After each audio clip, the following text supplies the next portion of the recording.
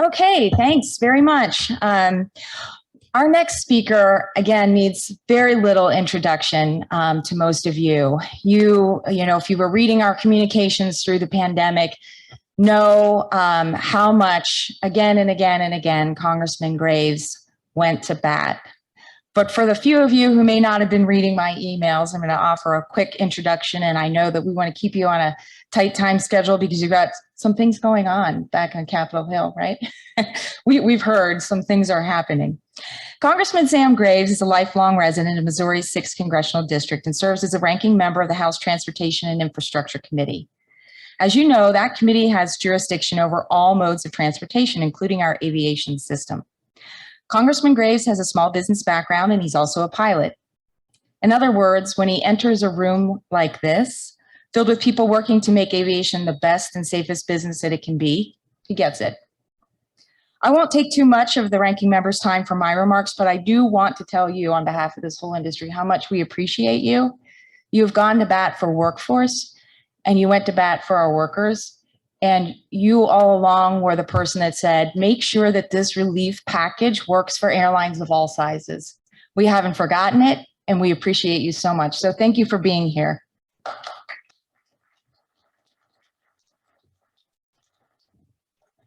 I appreciate the opportunity to visit with you today. I'll give you a little bit of background on myself. I am a pilot. I'm actually an ATP. I never worked for the airlines. I'm an air show pilot. And I fly with a formation team based out of Minot, North Dakota right now. Obviously, last year was devastating to the air show industry as it was to aviation throughout. But it's an honor to be able to visit with you. The regionals, you all, are a huge part of aviation and something that is very important to keep our communities connected, obviously. And I think that's lost on a lot of people when they talk about air transport and talk about the airlines in general. If it wasn't for the regionals, obviously we wouldn't be able to get people to a lot of those communities that to be able to reach out to much farther places. A little bit of background on what we're doing right now and what's going on. Obviously, we're working on the infrastructure bill or the reconciliation bill, which are one and the same. They're tied together, which is a huge problem. Republicans right now are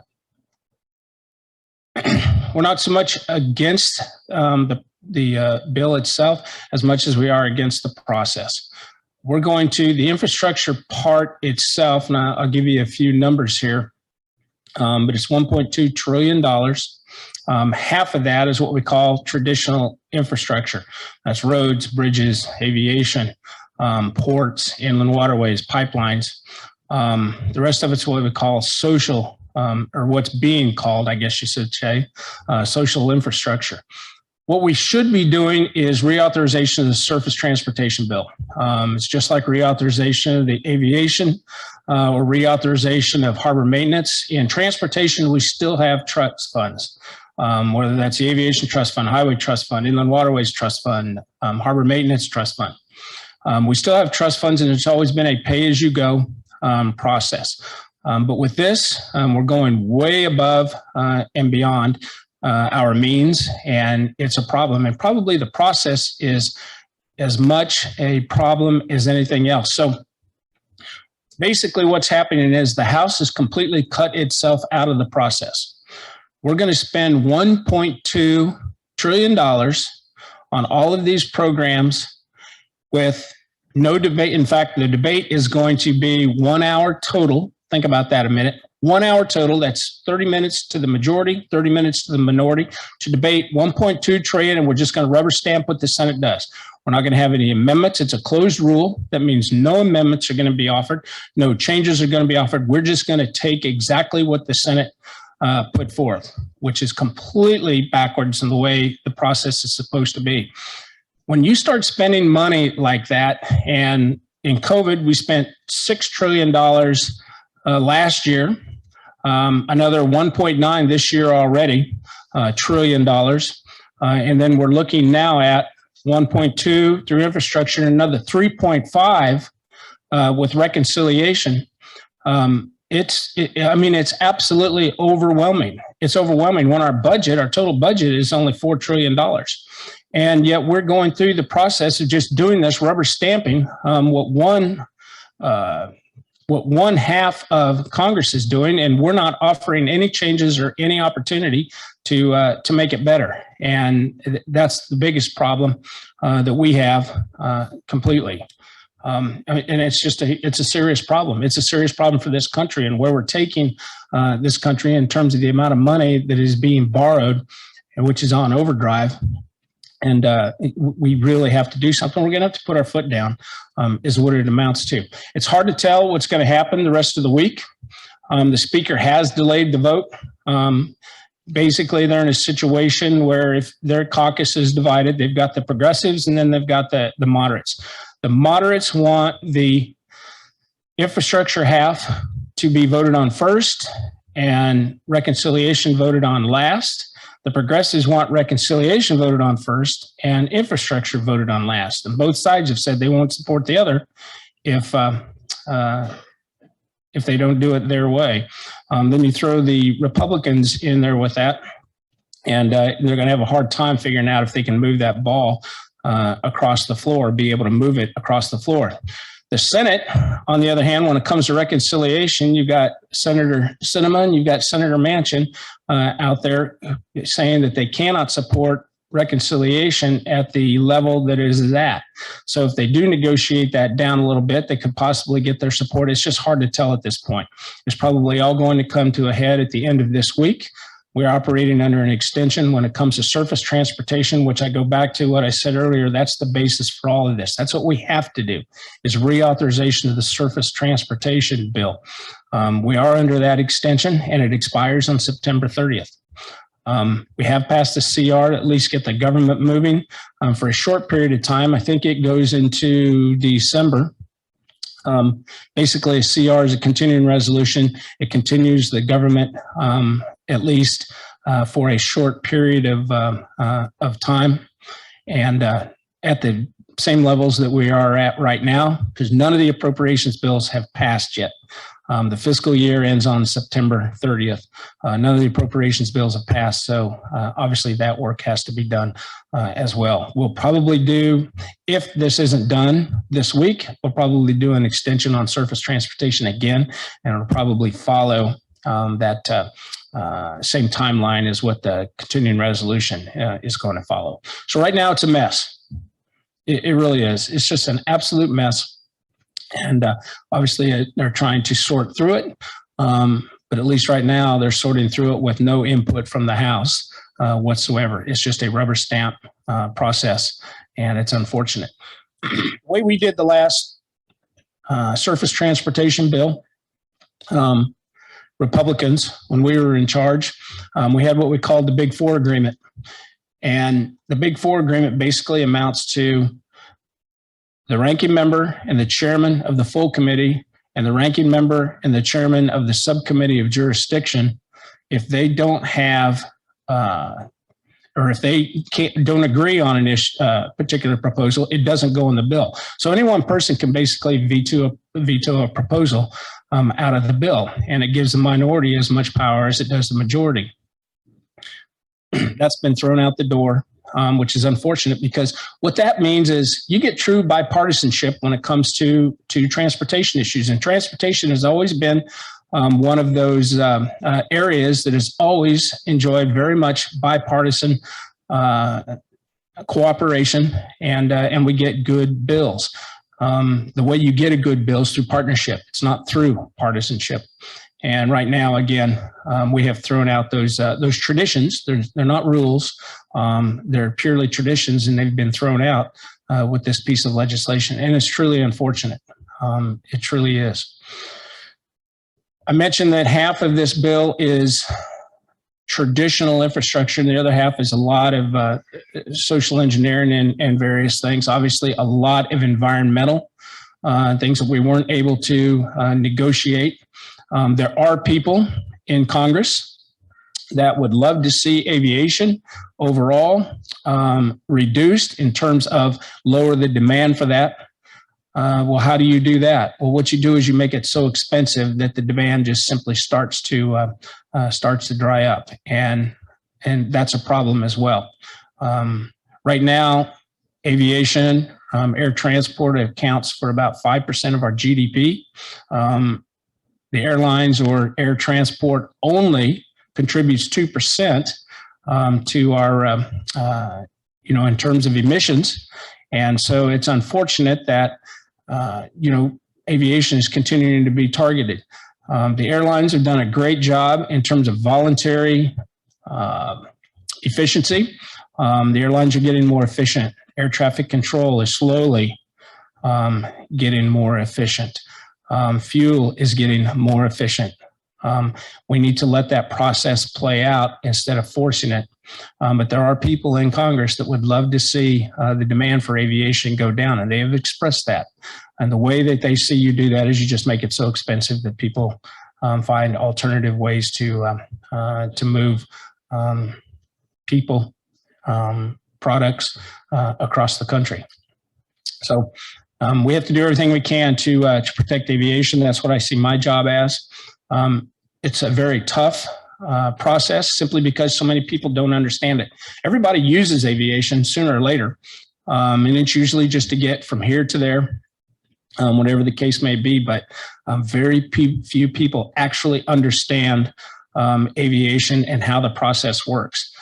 We kind of saw that play out with the recertification bill. We saw that play out as we were debating, some of the crashes that we've had, in meaning Ethiopian Air and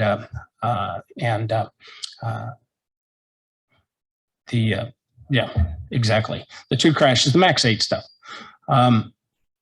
We saw that play out. We see that play out every time we work through an aviation reauthorization when it comes to supporting airports, when it comes to improving the system, when it comes to air traffic control, when it comes to workforce, mechanics, which is something that obviously we're seeing when it comes to workforce. That's something that we're seeing, a real need for. It's expensive. We all know that.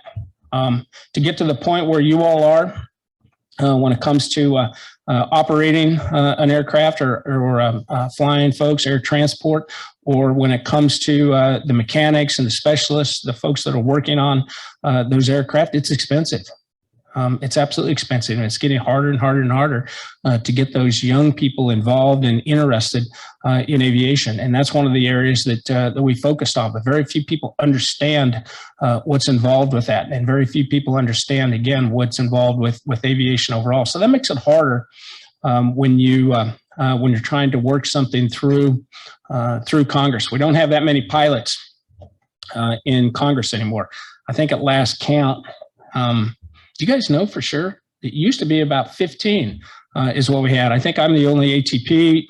We had a commercial, and the rest are just private pilots. Most members of Congress have let their license lapse since getting into Congress. But that's not very many people that understand aviation overall, other than just being a user of aviation. We do have the General Aviation Caucus, which is something that's important. It's one of the largest caucuses in Congress, and we've worked very hard to get a lot of members in there. Most of those members obviously support the aviation industry through a company or a sector that's headquartered or partially located in their district. We also have the Pilots Caucus, which is obviously a very small caucus, and hasn't been nearly as effective as the GAA caucus. But I have to say that the associations, and your association in particular, Regional Airlines Association, they are imperative to the way the process works, because you provide information. You give members of Congress, and those members, again, as I pointed out, very few in Congress understand aviation. So you bring that expertise to the table, and it helps in a big way. So when you couple that, you bring the regionals together, you bring the airlines together, you bring general aviation together, you can be a very powerful force and in terms of information more than anything else. So I want to thank you for being a part of your association, being active in your association, because they are as important as in the process as anything else, and that's about information. So are we doing questions? Or? Sure, be happy to. I don't even know what my hard stop is. The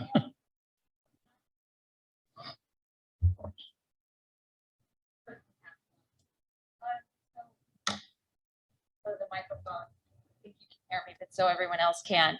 Thank you again for being here and for your remarks. And I understand the challenge of everything that is going right now. And so it's a really busy time. And I hope we can find some bipartisanship again. You know, we had Senator Wicker here yesterday, and he very aptly remarked that the CARES Act was just bipartisanship at its finest. And when you first started talking about how the four corners came together and worked on some of the packages last year, I thought of the CARES Act, because that is, you know, that I agree. It was just really good to see everybody coming together. And of course, in the industry, we came together with our labor partners and our mainline partners as well. So harking back to reconciliation, we know if and when it passes, it's going to need to shrink. And I know it's hard to guess, especially from the House vantage point, but what do you think the outlook is for that $25 billion that's in there for aviation interests, including the sustainable aviation fuels? It's hard to tell what that means for aviation. And there is some money in, when I mentioned that infrastructure bill and of the 1.2 trillion, half of it going to traditional infrastructure, and part of that is to aviation, and it's going to small airports, it's going to primary airports, it's going to support aviation. Where that falls out in all of this is hard to tell. If the majority would just decouple, you know, the funny thing about infrastructure is it's the easiest thing on Capitol Hill to get an agreement on.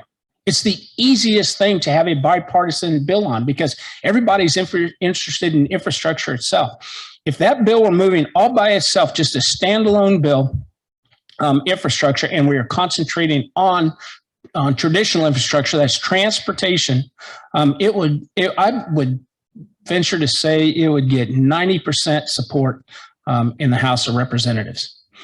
Now, when you couple a $3.5 trillion reconciliation package on top of it, and throw money at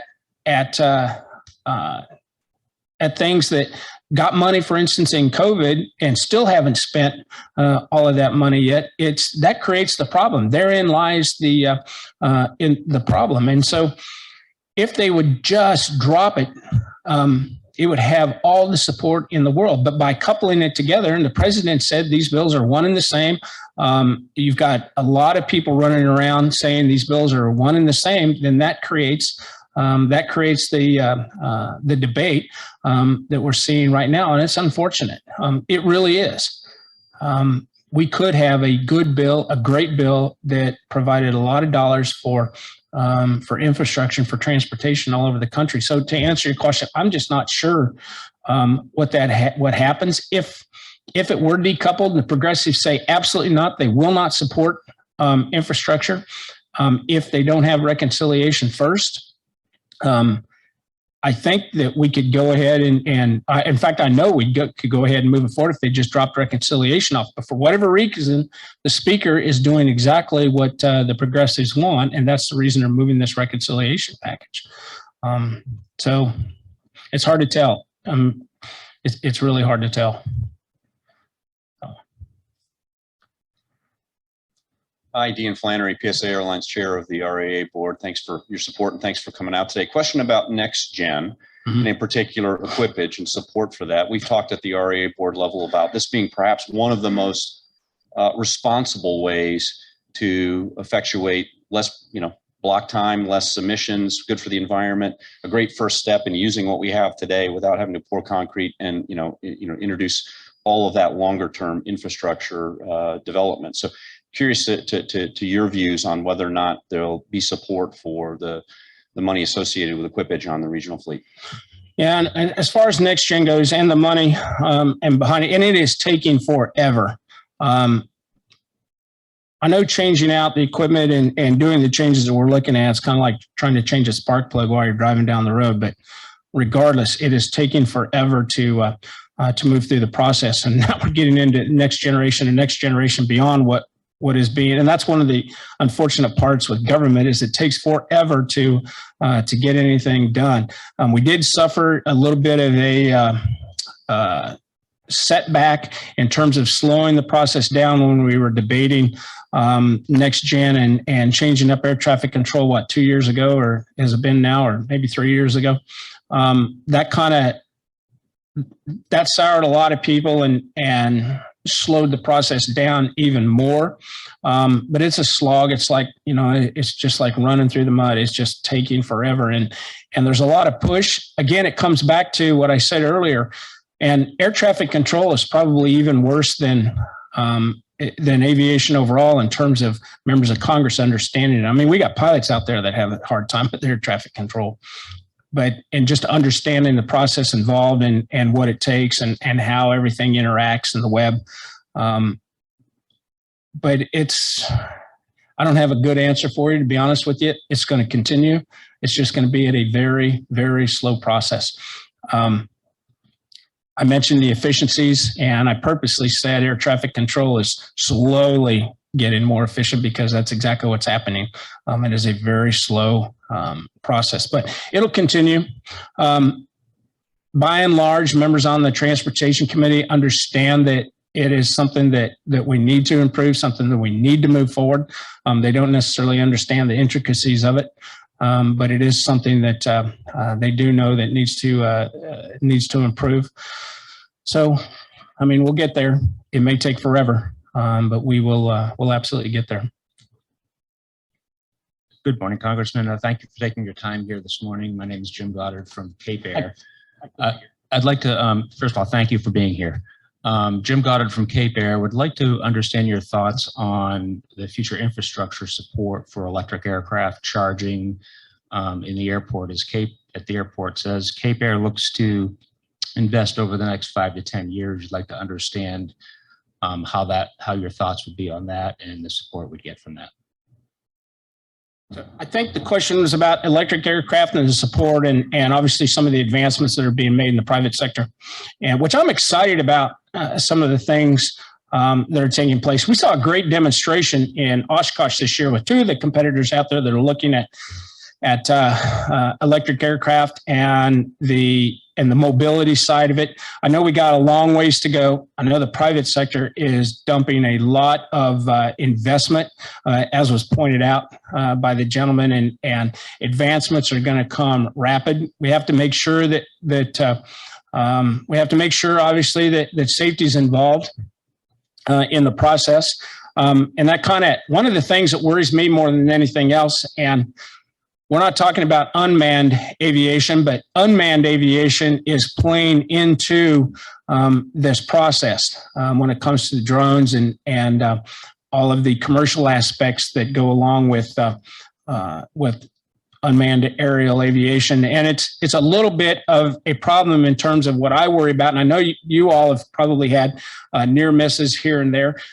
The perception out there is that when you're talking about electric aircraft, even if it's manned, the perception out there, and this is something that we have to change. This is going to be an education process. Having 2 eyes in that aircraft is just as important as anything else. It doesn't matter if it's electric or if it's traditional aviation out there. And we have to separate the 2 because there is a difference, but there is a fear out there when you start talking about some of these new technologies and you start talking about electric aircraft and battery power and the endurance factors that are out there. It does scare people. So I'm excited about it. I think there's huge opportunities. I think we've got a ways to go in terms of, again, that endurance, but I'm excited about it and just the mobility.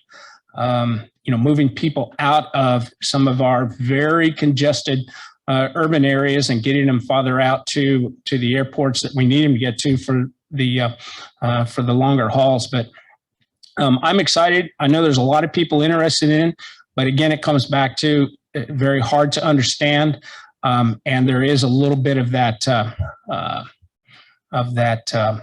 perception that this is no different than our drones and our unmanned aviation. So we got a lot of education to do, but I applaud the work that's being done and some of the really neat things that are happening out there when it comes to electric aviation. Congressman Larson, Congressman Graves. I just asked Congressman Larson about single pilot operations. And certainly at Part 23, their business jets flying with single pilots all over the place. That's a very common style of flying at this point. I wanted to just get your thoughts as well on the prospect of the political policy and labor dynamics at play in terms of the barriers to getting to single pilot operations around larger aircraft, Part 25, airliners, regional aircraft, given what looks like a very serious incoming pilot shortage, and also just the advancement of technology being able to provide that potentially an equivalent level of safety.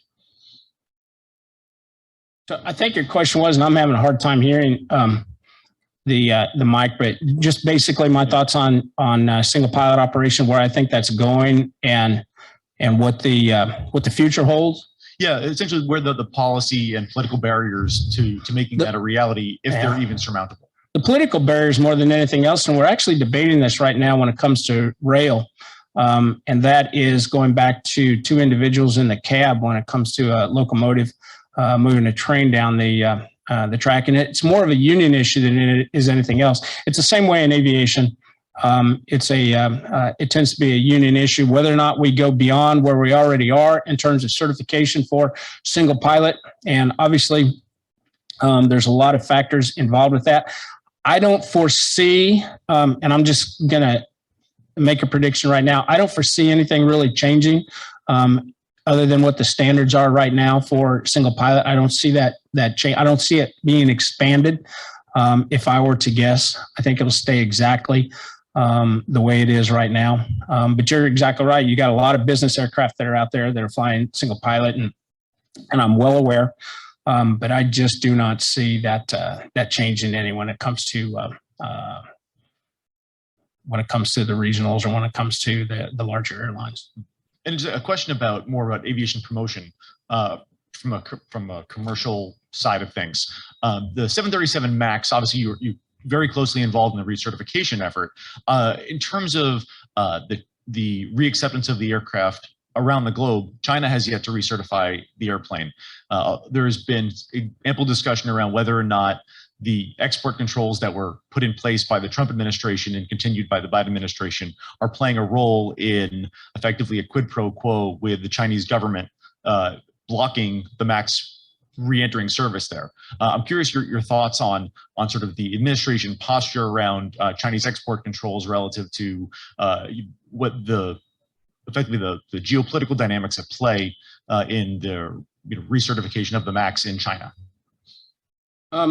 And I assume you're just talking about recertification of the MAX and what right now our export process, and obviously the tariffs played into that as well. Obviously, China hasn't recertified. I think that as much as anything else, that's China slapping us around as much as they possibly can.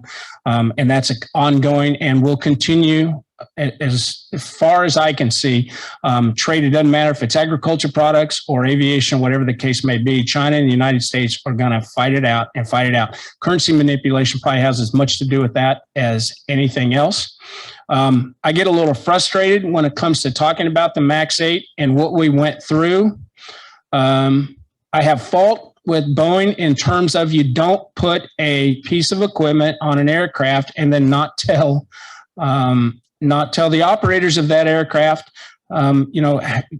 what's there and what's not there. However, I do have a huge fault with, and this is where I get myself into trouble when it comes to being a pilot, because there's some out there that say you never attack the pilots or you never go after the pilots. But the fact of the matter is the individuals were not qualified to fly the aircraft.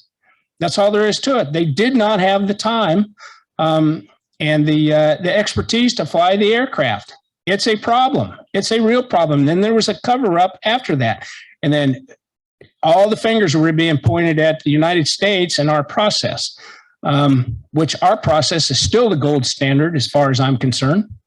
our process would have allowed. Again, this whole thing manifested itself as a runaway trim issue. You all know there are pilots out there how to handle a runaway trim issue, and you certainly don't turn the piece of equipment back on that you've identified as being the problem with the aircraft. And we can go on and debate that and debate that and debate that. But what hurt us more than anything else was our credibility around the world when it comes to certification and when it comes to building and maintaining, certifying those aircraft. And when it comes to large aircraft, there are basically only two industries out there or companies out there that are doing. They're in competition with each other, and each of them are trying to tear the other one down and do everything they can to try to tear the other one down. If we lose one of those companies, then it's going to be a monopoly, and then we have even bigger problems. But how that affects us moving down the road, I think China is going to continue, and they're going to use this as an excuse. They're going to say we're not recertifying the MAX until we have this assurance, and then they're just going to keep moving the goalposts. But that's China. That's what China does. I think the problem has been rectified. In fact, I know it's been rectified, and moving forward, and we need to be a little bit more diligent when it comes to the process, and those errors have been corrected. I think Administrator Dixon, and prior to that, Acting Administrator Elwell did a fantastic job of working through the process, working through the, with the NTSB. But again, we suffered from that, and we were prevented from being able to do full investigations, and that was a little bit of obviously a problem. But China's going to continue to slap us around, and I don't know what, I can't speak for China. I don't know what they're going to, or when they're going to, or if they're going to recertify the MAX. And Congressman, have you had an opportunity to fly the original? Okay. Sure. But I know that you have a floor appointment. So I think we're going to have this stuff from, but I feel Camp and Congressman staff would be happy to have to send it to me, and I'll send it over to her. So what we're doing is I mentioned earlier, we have 1 hour debate for 1.2 trillion, and each side has 10 minutes left. So I've got to go over and finish our 10 minutes, and the majority will finish their 10 minutes. And again, 1 hour for $1.2 trillion. I think I said billion earlier, it's trillion. 1.2 trillion, we're going to debate for 1 hour. And today, the last 10 minutes on each side are going to be done. So it's unfortunate. But thank you all very much. I would love to talk flying. We didn't get a chance to talk flying, but obviously one of my favorite things. But thank you all very much for the opportunity. And Abby, you're going to stay? Okay. Okay. Just let me know. Yep.